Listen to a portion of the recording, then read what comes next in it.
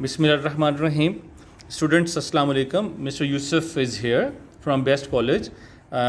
This slide is going to tell you, to explain you about the errors in parts of speech. You know that parts of speech play very important role in our speaking and writing. If parts of speech are full of errors, then our writing or our speaking will not be able to impress others or to convey or to communicate with others.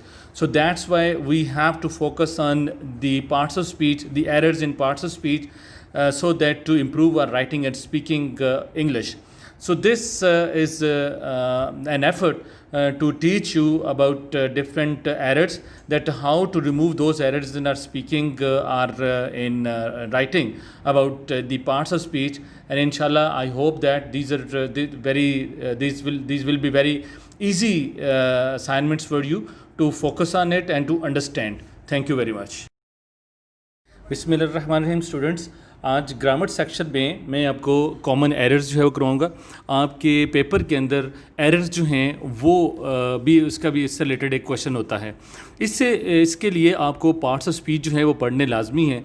आप class 9 की या class 10 की first year second year की कोई सी भी grammar उठाएं, उसके अंदर आपको कॉमन एरर्स जो हैं वो मिलेंगे. एरर्स इन नाउन भी होते हैं, pronoun, verb, adverb, conjunction, interjection, preposition और एडजेक्टिव और दी आर्टिकल्स. इनमें जो है वो कॉमन एरर्स आते हैं और इसमें आपको सेलेक्ट करना पड़ता है. एमसीक्यूज़ टाइप एक क्वेश्चन, आपको एक सेंटेंस टिक करना पड़ता है कि कौन सा क्वेश्चन जो है वो इजी है. तो इसके लिए आपको पार्ट्स ऑफ स्पीच की डेफिनेशन जो है वो जानने वो बहुत ज़रूरी हैं. Let's come towards this question. First हम आते हैं ऑप्शन की तरफ. इसमें फर्स्ट में लिखा है ईदर ही और I are am going there. दो ऑप्शंस हैं, आर की और एम की. इसमें या आर ठीक है या एम ठीक है. तो आपको यहाँ पे ये ज़हन में रखना है कि ही के साथ हमेशा इज़ आता है, ही के साथ ना आर आता है ना एम आता है. सिमिलरली आई के साथ भी आर नहीं आता और आई के साथ हमेशा जो है वो एम आता है. और ने दोनों को डिवाइड कर दिया है. अगर ही एंड आई आता तो फिर यहाँ पे आर आना था. यहाँ चूँकि ओ आर और आ गए, इसलिए आई के साथ हमेशा एम आएगा. तो सेंटेंस सही क्या बना, करेक्ट सेंटेंस क्या हुआ, इधर ही और आई एम गोइंग देयर. तो इस तरह से आप एम जो है इसको क्लिक कर लेंगे कि ये आपके लिए जो है ये सेंटेंस में यहाँ पे करेक्ट है. दूसरे पे चलते हैं. ऑल दो ही इज़ इल, अगरचे वो बीमार है, बट ही वर्क्स. ठीक है, बट जब लगाएंगे तो यहाँ पे सेंटेंस जो है वो रॉन्ग हो जाएगा. बट के लिए ज़रूरी है कि डिपेंडेंट और इंडिपेंडेंट क्लास जो है वो दोनों एक दूसरे का सहारा ले रही हों. तो यहाँ पे बट के बजाय येट का मतलब है कि वो अभी तक, ही वर्क्स यानी वो बीमार है लेकिन फिर भी वो अभी तक जो है वो काम करता है. ही वर्क्स यानी वो काम करता है.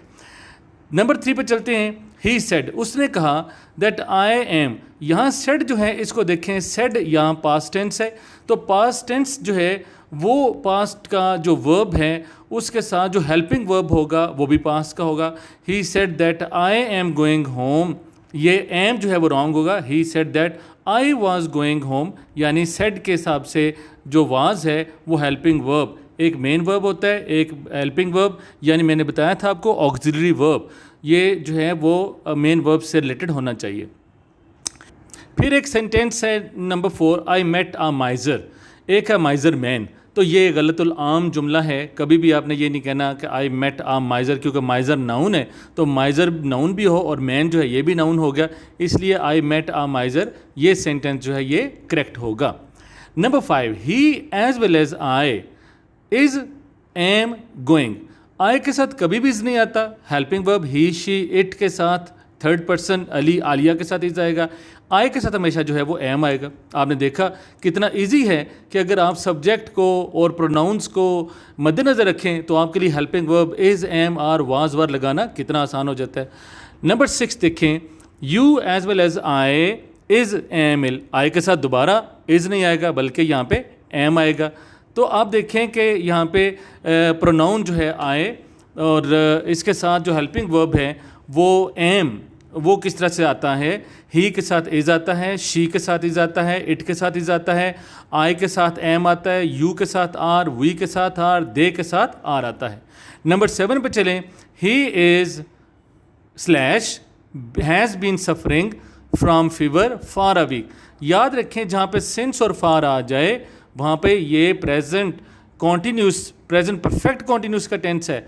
अगर यहाँ पे वाज या वर होता तो फिर ये पास्ट परफेक्ट कॉन्टीन्यूस होता। तो यहाँ पे क्या होगा, he has been suffering from fever for a week. तो यहाँ पे ही हैज़ बीन जो है वो यहाँ पे आएगा, वो इज़ यहाँ पे नहीं आएगा। He has been suffering from fever, he has been living here for 2 hours, she has been working for 2 hours। तो यहाँ पे हैज़ बीन का जो है वो यूज़ होगा, इज़ का यूज़ नहीं होगा। He is suffering from fever for a week, he is suffering. Number 8 को देखें, the jury is divided in their opinion. Jury जो है यहाँ पे वो नाउन है और नज़र आ रहा है जैसे ये सिंगुलर है, लेकिन ज्यूरी यानी लोगों का फैसला करने वालों का एक ग्रुप होता है, उनका एक ज़्यादा बंदों पे, एक से ज़्यादा बंदों पे मुश्तमिल एक ग्रुप होता है, इसलिए ज्यूरी के साथ इज़ लगेगा बल्कि ज्यूरी आर लगेगा। ज्यूरी आर डिवाइडेड, जैसे जब पुलिस आर तो पुलिसज नहीं होता, फीसज नहीं होता, ज्यूरीज नहीं होता, इसलिए इसके साथ जो है वो ज्यूरी ये नाउन है तो इसके साथ आर लगेगा। He is older than me than I, he is older than me नहीं लगेगा बल्कि दैन आई आएगा। He is older than I. Me जो है वो ये पोजेसिव प्रोनाउन के तौर पे यूज़ होगा यहाँ पे, तो ये नहीं आएगा बल्कि इसके साथ जो है वो आप लगाएंगे he is older than I. यहाँ पे आई जो है ये करेक्ट होगा। It is I, number 10, it is I who is to blame. Who जो है वो यहाँ पे एक प्रोनाउन है हु के साथ जो है वो हमेशा इज़ आता है, हु एम नहीं होता। आई एम होता है, हु एम नहीं होता, तो हु के साथ जो है वो इज़ लगेगा।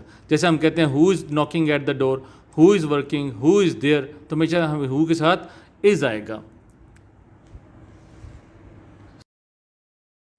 इसके बाद नंबर 11 आता है, तो नंबर 11 को हम देखते हैं कि यहाँ लिखा है बैड न्यूज़। तो याद रखें न्यूज़ जो है वो यहाँ पे एक नाउन है। एस देखने से हमें यह पता चलता है कि पता नहीं ये प्लूरल हो गया है, इसे जमा हम जिसे कहते हैं, लेकिन ऐसी बात नहीं। न्यू अगर हम कहेंगे तो उसका मतलब होता है नया, और न्यूज़ कहेंगे तो उसका मतलब है खबर। तो न्यूज़ जो है ये एन से बनता है नॉर्थ, और ई से बनता है ईस्ट, डब्ल्यू से वेस्ट और एस से साउथ। तो इसलिए जब हम जो न्यूज़ सुनते हैं उसका मतलब खबर ही होता है, या खबरें भी हम कह सकते हैं और ख़बर भी होता है। तो बैड न्यूज़ जो है यानी बुरी खबर, ये 3rd पर्सन सिंगुलर जो है वो है, और ये हमें ये इसका सीगा वाहिद है, इसलिए यहाँ पे हमेशा जो वर्ब आता है उसके साथ एस या ई एस का इजाफा होता है। इसलिए बैड न्यूज़ यहाँ पे आ जाएगा स्प्रेड्स फास्ट, के जल्दी से फैलती है। नंबर 12 पे चलें, ऑफ द 2 प्लान्स, 2 मंसूबों में से। यहाँ पे ऑफ आ जाए उसका मतलब यह है कि 2 चीज़ों में से कोई एक चीज़। ऑफ द 2 प्लान्स, 2 मंसूबों में से, this is the best slash better. जब याद रखें 2 चीज़ें हों तो उसमें हमेशा बेटर जो है ये डिग्री लगती है। एक होती है पॉजिटिव डिग्री, एक होती है कंपैरेटिव डिग्री, एक होती है सुपरलेटिव डिग्री। अगर हम एक चीज़ के बारे में बात करते हैं तो वो हो जाती है पॉजिटिव डिग्री, जैसे गुड है। और जब 2 बंदे जो हैं वो गुड हों, 2 बंदों में हम देखना होगा इन दोनों में से अच्छा ज़्यादा कौन है, तो वहाँ पे होगा बेटर। और अगर 3 या 3 से ज़्यादा बंदे हो जाएं और हम उसमें देखना चाहें तो उसके लिए हो जाएगा बेस्ट, यानी दी बेस्ट, जैसे लिखा the best, this is the best. तो ऑफ द 2 प्लान्स में से यहाँ पे वर्ड आएगा हमारे साथ क्या आएगा, बेटर आएगा। Number 13, I shall make him obey me, to obey मी, ये 2 हैं। तो आई शैल मेक हिम, मैं उससे, या बना, ये मतलब ये नहीं कि मैं उसे बनाऊंगा, कि आई शैल मेक हिम ओबे मी, कि मैं ऐसा कर दूंगा, ओबे हिम ओबे मी, कि वो मेरी अतात करे। टू ओबे मी जो है ये करेक्ट नहीं है, ये इनकरेक्ट है।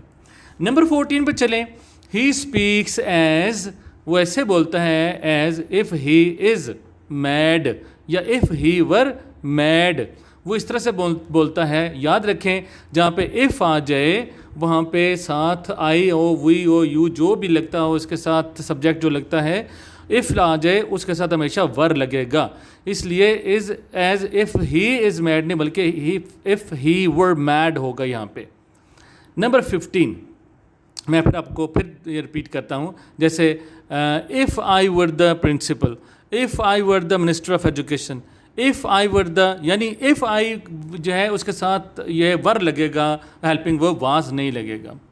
Number 15, no sooner did he see the dog when और देन ही रैन अवे। तो नो सूनर, जो ही उसने, did he see the dog, उसने कुत्ता देखा, देन ही रैन अवे नहीं होगा, बल्कि व्हेन ही रैन अवे, उसने दौड़ लगा दी। तो यहाँ पे व्हेन जो है ये करेक्ट होगा। नंबर 16, हिज हेयर्स आर या इज़ वाइट। अगर जिस्म के पूरे बॉडी के बाल हों तो वहाँ पे हेयर्स होता है, अगर सर के बाल हों तो वहाँ पे हेयर होता है। इसका मतलब है यहाँ पे हिज हेयर्स ये रॉन्ग है, यहाँ पे हेयर्स जो है उसके साथ हम यहाँ पे लगाएंगे हिज हेयर इज़ वाइट। यहाँ पे एस जो है वो नहीं होगा, बल्कि यहाँ पे सर के बालों की बात हुई है तो his here is white.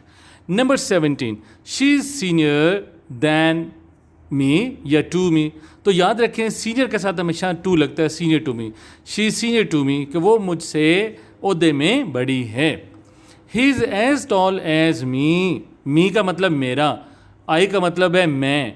He is as tall as I, वो इतना ही लंबा है एज आई जितना मैं हूँ। तो यहाँ पे आई जो है वो करेक्ट है। शी एब्सेंटेड हर सेल्फ, ये ठीक है। या शी एब्सेंटेड फ्रॉम द क्लास, अगर शी एब्सेंटेड होता तो हम कहते शी, यहाँ पे कोई हेल्पिंग वर्ब जो है वो चेंज हो जाता। तो शी एब्सेंटेड हर सेल्फ, कि वो गैर हाजिर थी फ्रॉम द क्लास से।